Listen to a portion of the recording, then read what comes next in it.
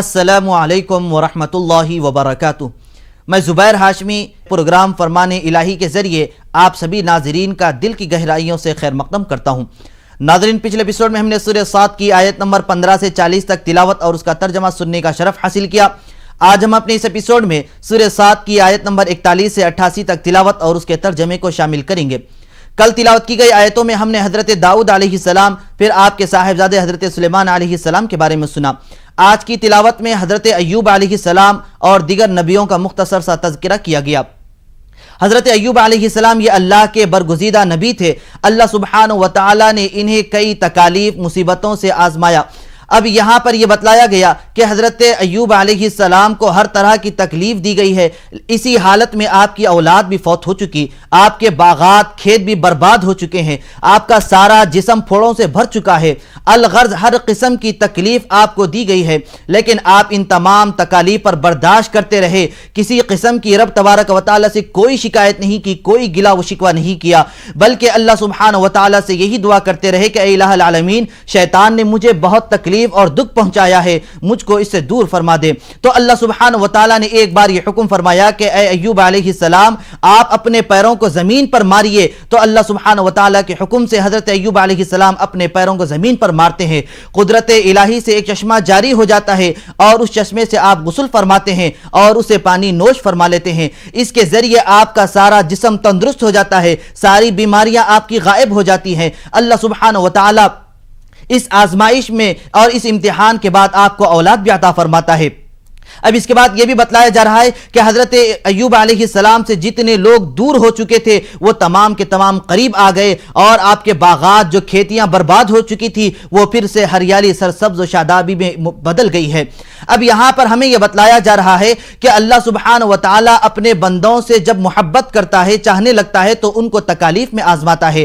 جب حضرت ایوب علیہ السلام کامیابی میں کھرے اترے تو اللہ سبحانہ و تعالی نے یہ ارشاد فرمایا کہ محبت بھرے انداز میں کہ وذکر عبدنا ایوب، یعنی اے حبیب پاک صلی اللہ علیہ وسلم، آپ ہمارے بندے ایوب علیہ السلام کو تو یاد کیجئے۔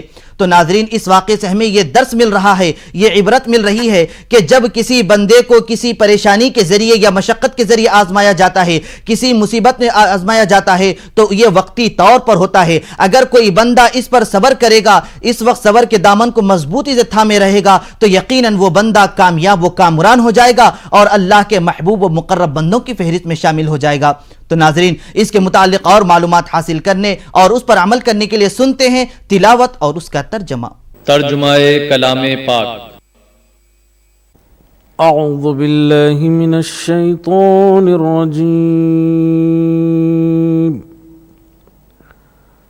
بسم اللہ الرحمن الرحیم۔ شروع کرتا ہوں اللہ کے نام سے جو بڑا مہربان نہایت رحم والا ہے۔ واذکر عبدنا ایوب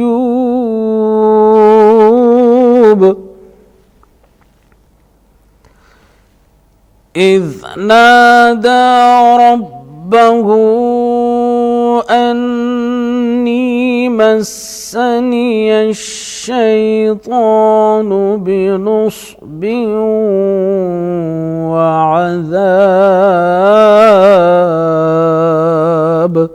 اور ہمارے بندے ایوب کو یاد کرو جب انہوں نے اپنے رب کو پکارا کہ بار الہ، شیطان نے مجھ کو ایذا اور تکلیف دے رکھی ہے۔ ارکض برجلک ھذا مغتسل بارد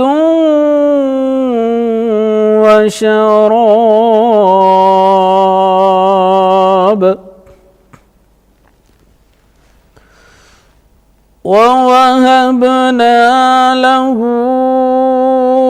أهله ومثلهم معهم رحمة منا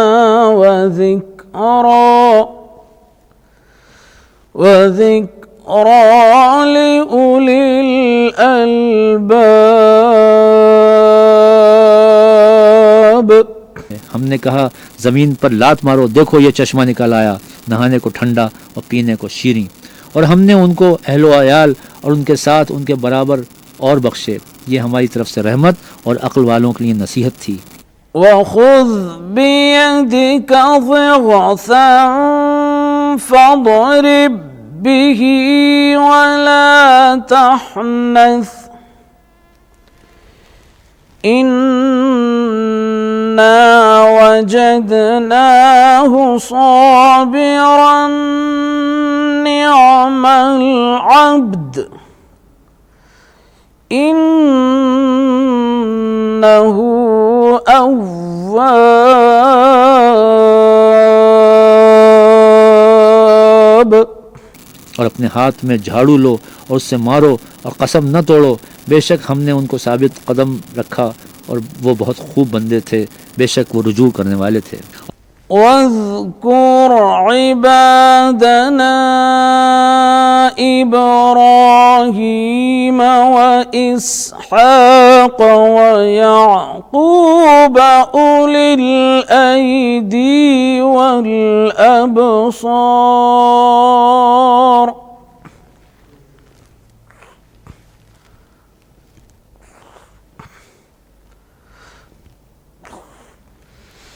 إنا أخلصناهم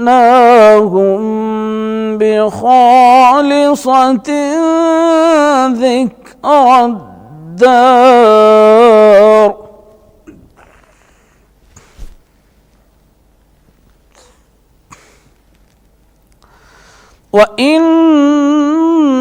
وإنهم عندنا لمن المصطفين।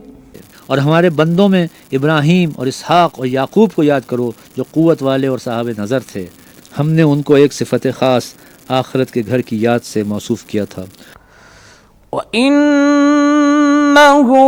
عندنا لمن المصطفين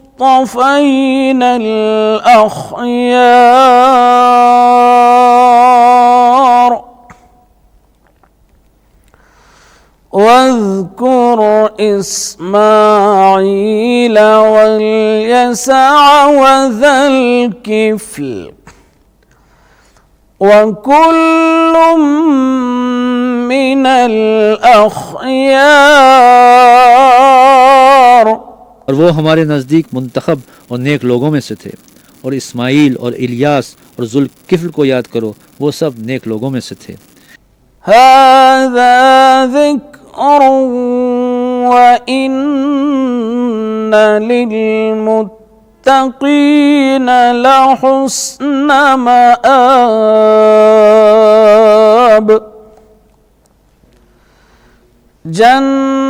جنات عدن مفتحة لهم الأبواب। यह नसीहत है और परहेजगारों के लिए तो उम्दा मकाम है, हमेशा रहने के बाग जिनके दरवाजे उनके लिए खुले होंगे। नाजरीन, प्रोग्राम फरमाने इलाही में सूरह साद की तिलावत और उसका तर्जमा जारी रहेगा। हम लौट कर आते हैं एक छोटे से वक्फे के बाद। नाजरीन मुहतरम, सूरह साद के आखिर में अल्लाह सुब्हानहू व तआला ने हजरत आदम अलैहिस्सलाम और इब्लीस के बारे में जिक्र फरमाया है। हजरत आदम अलैहिस्सलाम को जब अल्लाह सुब्हानहू व तआला ने पैदा फरमाया तो तमाम फरिश्तों को यह हुक्म दिया गया कि सब के सब सजदा रेज हो जाएं। तो तमाम फरिश्तों ने अल्लाह के हुक्म पर अमल करते हुए सजदा रेज हो गए, लेकिन इब्लीस ने सजदा नहीं किया। उससे पूछा गया कि तू सजदा क्यों नहीं किया, तो वह कहने लगा कि अल्लाह तूने तो मुझे आग से पैदा किया और हजरत आदम को मिट्टी से पैदा किया। तो अब यहां पर उसने कियास किया तो वो भी गलत अंदाज में कियास किया, क्योंकि आग ऊपर की तरफ जाती है और मिट्टी नीचे की तरफ आती है। अब यहां पर तो अल्लाह का हुक्म था, बगैर किसी चू चरा करते हुए अल्लाह के हुक्म पर अमल कर लेना चाहिए था, लेकिन उसने ऐसा नहीं किया। तो अल्लाह सुब्हानहू व तआला ने इस गलती पर उसे जन्नत से निकाल दिया और धुतकारते हुए मलऊन करार देते हुए दुनिया की तरफ लौटा दिया। तो नाज़रीन, इस सारे वाक़े को बेहतर अंदाज में जानने के लिए सुनते हैं सूरह साद की तिलावत और उसका तर्जमा। मुत्तकीईन फीहा यदऊन फीहा बिफाकिहतिन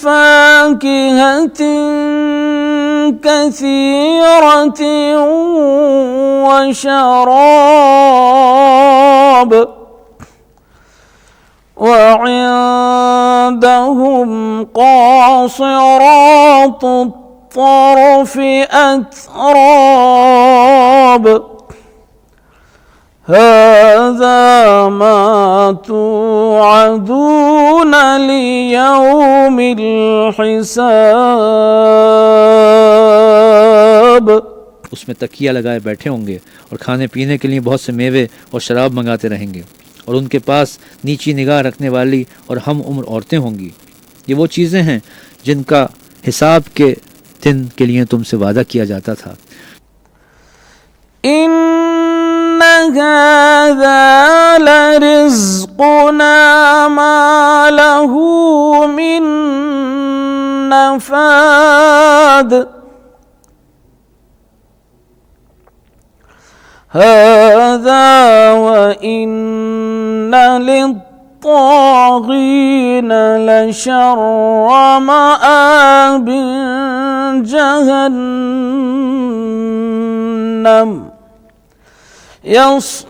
يصلونها فبئس المهاد هذا فليذوقوه حميم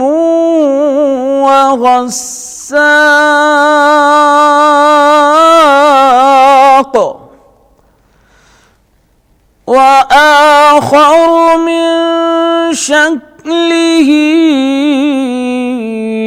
أزواج هذا فوج مقتحم معكم لا مرحبا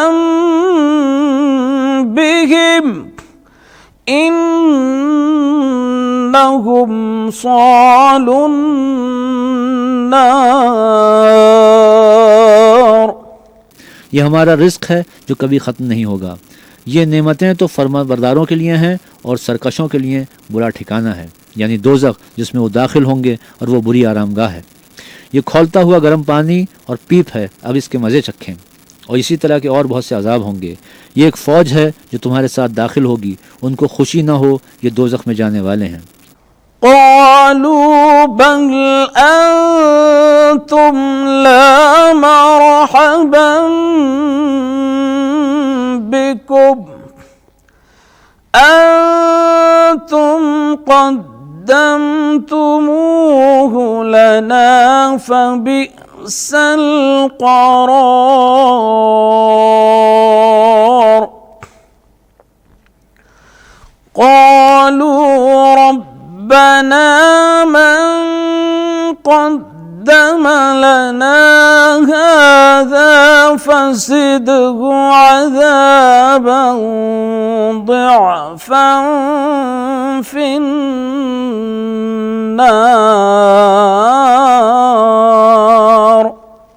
कहेंगे बल्कि तुम ही को खुशी न हो, तुम ही तो ये बला हमारे सामने लाए हो, सो ये बुरा ठिकाना है। वो कहेंगे ऐ परवरदिगार, जो इसको हमारे सामने लाया है इसको दोज़ख में दूना अजाब दे। وقالوا ما لنا لا نرى رجالا كنا نعدهم من الأشرار. وقالوا ما لنا لا نرى رجالا كنا نعدهم من الأشرار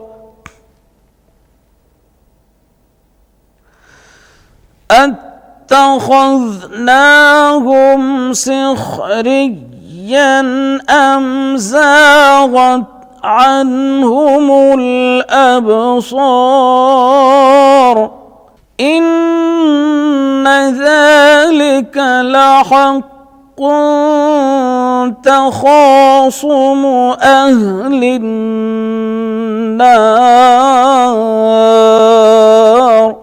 और कहेंगे क्या सबब है कि यहाँ हम उन शख्सों को नहीं देखते जिनको बुरों में शुमार करते थे? क्या हमने उनसे मजाक किया है या हमारी आंखें उनकी तरफ से फिर गई हैं? बेशक ये अहले दोज़ख का झगड़ना बरहक है। तिलावत और उसका तर्जमा जारी रहेगा। हम वक्फे के बाद दोबारा आप सभी का खैर मकदम है। नाज़रीन मोहतरम, अब ये रमज़ान का दूसरा दहा चल रहा है। जब तीसरा दहा शुरू हो जाएगा तो इसके साथ ही हुज़ूर नबी करीम सल्लल्लाहु अलैहि वसल्लम की प्यारी सुन्नत यानी एतिकाफ भी शुरू हो जाता है। एतिकाफ का मतलब है ठहरना, यानी इबादत की नीयत से मस्जिद में ठहरने को एतिकाफ कहा जाता है। अब यहाँ पर एतिकाफ की 3 किस्म बतलाई गई हैं: वाजिब, सुन्नत, मुस्तहब। अब वाजिब वो एतिकाफ है जिसकी नज़र मानी जाए। सुन्नत मुअक्कदा वाला वो एतिकाफ है जो रमज़ान के आखिरी अशरे में किया जाता है। अब वाजिब और सुन्नत के अलावा जो एतिकाफ होता है वो मुस्तहब हो जाता है। तो इसलिए हमें ये चाहिए कि अब आखिरी अशरा शुरू होने वाला है, ईद तक जितनी तैयारियां हैं वो सब अभी अभी कर लें ताकि आखिरी अशरे में जो प्यारी सुन्नत है उस पर अमल किया जाए। तो नाजरीन, मजीद कुरानी आयात जानने और उस पर अमल करने के लिए सुनते हैं सूरह 7 की आज आखिरी आयतों की तिलावत और उसका तर्जमा। कुल इन्नमा अना मुन्ज़िरुन वमा मिन इलाहिन इल्लल्लाहुल वाहिदुल क़ह्हार रब्बुस समावाति वल अर्दि वमा बैनहुमल अज़ीज़ुल गफ़्फ़ार। कह दो कि मैं तो सिर्फ हिदायत करने वाला हूँ और खुदा यकता और गालिब के सिवा कोई माबूद नहीं, जो आसमानों और ज़मीन और जो मखलूक उनमें है सबका मालिक है, गालिब और बख्शने वाला।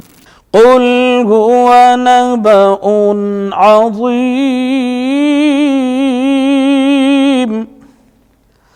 अंतुम अन्हु मुअरिदून मा कान लिया मिन इल्मिन बिल मलइल अअला इज़ यख्तसिमून। कह दो कि ये एक बड़ी हौलनाक चीज़ की खबर है जिसको तुम ध्यान में नहीं लाते।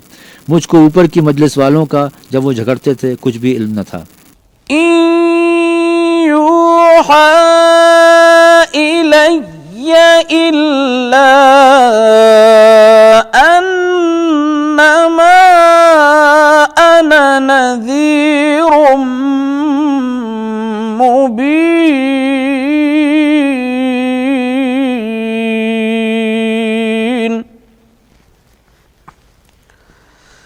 इज़ क़ाल रब्बुक लिल्मलाइकति इन्नी ख़ालिक़ुम बशरम मिन तीन फ़इज़ा सव्वय्तुहु वनफ़ख़्तु फ़ीहि मिन रूही फ़क़अू लहू साजिदीन। मेरी तरफ तो यही वही की जाती है कि मैं खुल्लम खुल्ला हिदायत करने वाला हूँ। जब तुम्हारे परवरदिगार ने फरिश्तों से कहा कि मैं मिट्टी से इंसान बनाने वाला हूँ, जब उसको दुरुस्त कर लूँ और उसमें अपनी रूह फूंक दूँ तो उसके आगे सजदे में गिर पड़ना। फसजदल मलाइकतु कुल्लुहुम अजमऊन इल्ला इब्लीस इस्तकबर व कान मिनल काफिरीन।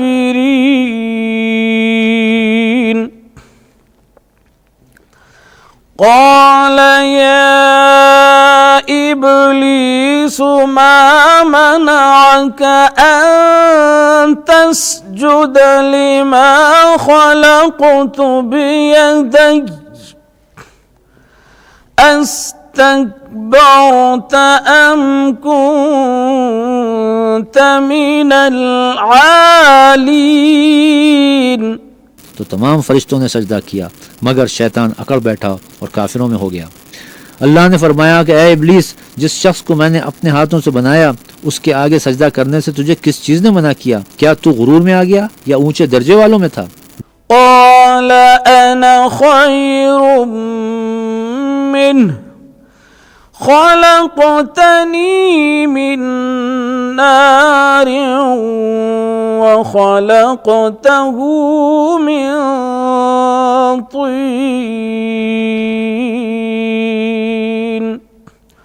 قال فاخرج منها فإنك رجيم।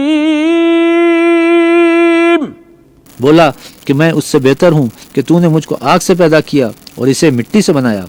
कहा यहाँ से निकल जा, तू मरदूद है। وَإِنَّ عَلَيْكَ لَعْنَتِي إِلَى يَوْمِ الدِّينِ قَالَ رَبِّ فَأَنظِرْنِي إِلَى يَوْمِ يُبْعَثُونَ قال فإنك من المنظرين إلى يوم الوقت المعلوم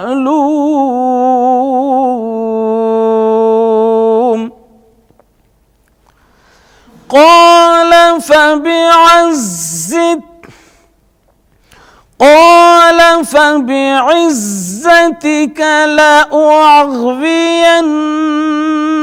لأغوينهم أجمعين قال فبعزتك لأغوينهم أجمعين إلا عبادك منهم المخلصين قال فالحق والحق أقول لأملأن جهنم منك وممن تبعك منهم أجمعين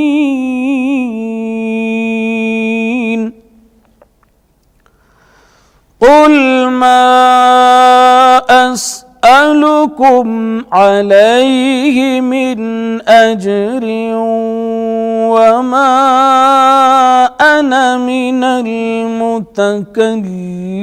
المتكلفين إن هو إلا ذكر للعالمين ولتعلمن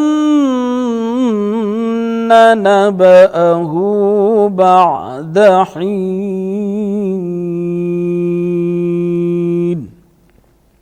صدق الله العظيم। और तुझ पर क़यामत के दिन तक मेरी लानत पड़ती रहेगी। कहने लगा कि मेरे परवरदिगार, मुझे उस रोज़ तक के लोग उठाए जाएं मोहलत दे। कहा तुझको मोहलत दी जाती है उस रोज़ तक जिसका वक्त मुकर्रर है। कहने लगा कि मुझे तेरी इज्जत की कसम, मैं इन सब को बहकाता रहूँगा सिवाय उनके जो तेरे ख़ास बंदे हैं। कहा सच है और मैं भी सच कहता हूँ कि मैं तुझसे और जो उनमें से तेरी पैरवी करेंगे सबसे जहन्नुम को भर दूंगा। ऐ पैगंबर कह दो कि मैं तुमसे इसका सिला नहीं मांगता और ना मैं बनावट करने वालों में हूँ। ये कुरान तो अहले आलम के लिए नसीहत है और तुमको इसका हाल एक वक्त के बाद मालूम हो जाएगा। अल्लाह अज़्ज़ा वजल से दुआ है कि वो हम सबको कसरत से इबादत व रियादत करने की तौफीक नसीब फरमाए। इंशाअल्लाह कल हम दोबारा इसी वक्त सूरह ज़ुमर की तिलावत और उसके तर्जमे के साथ हाजिर खिदमत रहेंगे। तब तक के लिए आप हमें और हमारी पूरी टीम को इजाज़त दीजिए। खुदा हाफिज़।